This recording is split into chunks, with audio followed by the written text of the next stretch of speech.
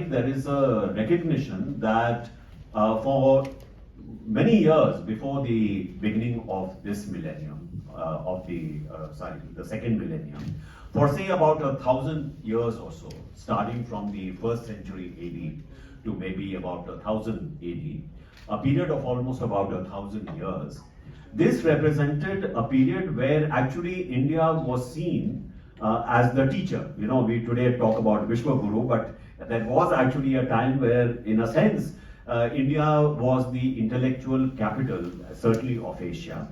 It had universities like, for example, Nalanda. It had Vikramshila, Odantapuri. You know, these were centers of learning. I mean, they were not just Buddhist monasteries. I mean, they used to teach subjects much more diverse and much more sophisticated than just Buddhist theology.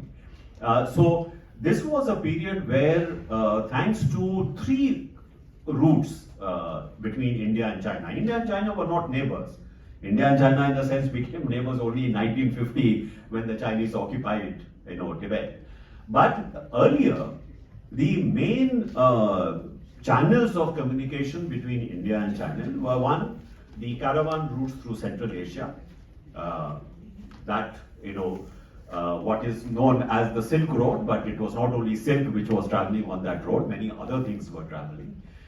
So you had this channel, and if you go along this route today, you will find the ruins of many, many old Buddhist monasteries, which were also, by the way, way stations for traders to use. The caravan trade was, in a sense, supported by this chain of monasteries along Central Asia. Then you had Tibet, Nepal and Tibet.